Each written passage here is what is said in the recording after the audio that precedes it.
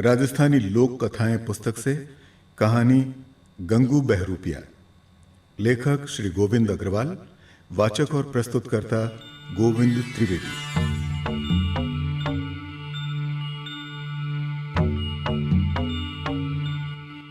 एक राजा के यहाँ गंगू नाम का एक बहरूपिया था।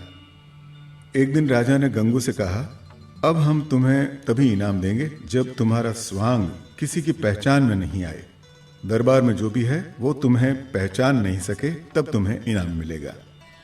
दरबार के दो बड़े मालदार सेठ ने भी राजा की बात का समर्थन किया कि तुम्हारे स्वांग अब बहुत पुराने पड़ चुके हैं, कुछ नया करो।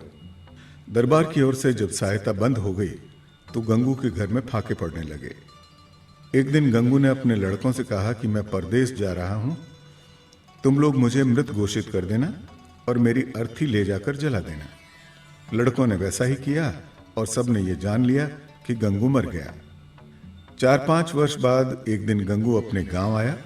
रात को वो भगवान शंकर के उस मंदिर में गया जहां एक पंडिताइन शंकर की पूजा किया करती थी, और वहां पर राजा और वे दोनों सेठ भी दर्शन के लिए नित्य आया करते थे।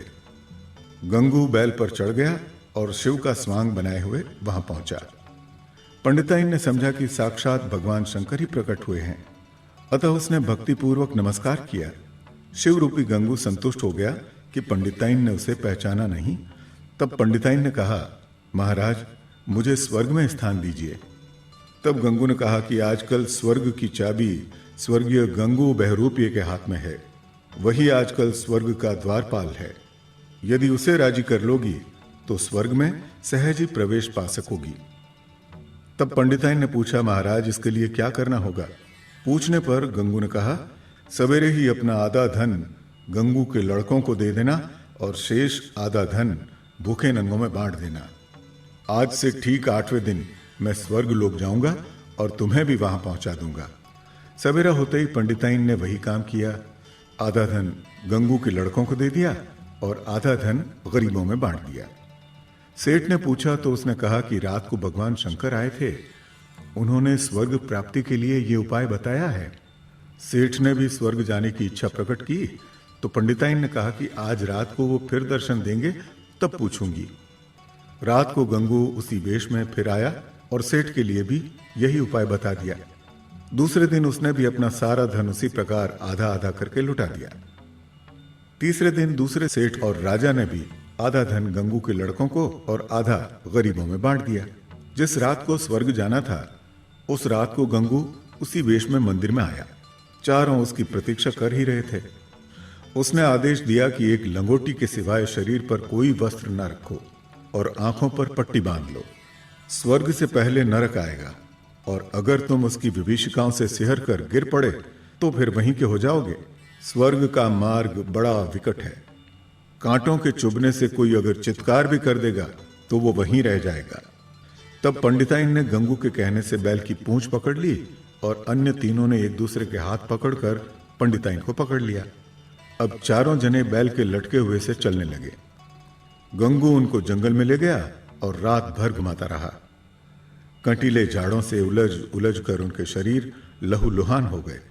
जब सवेरा होने आया तो नगर के चौराहे पर लाकर गंगू ने उनको कहा कि अब स्वर्ग का दरवाजा आ गया है, मैं गंगू को बुलाकर लाता हूं, तुम सब यहीं ठहरो।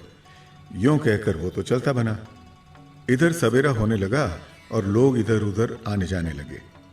जो भी इन्हें देखता आश्चर्यचकित होकर कहता कि ये क्या तमाशा है।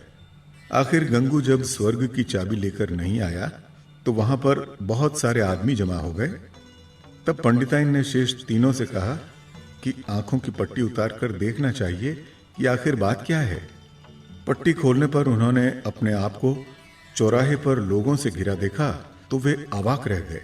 वे झेंपते हुए किसी प्रकार अपने अपने स्थानों को गए और घर जाकर सब ने सोचा कि बहुत बुरे ठगे गए, लेकिन अब क्या हो सकता है।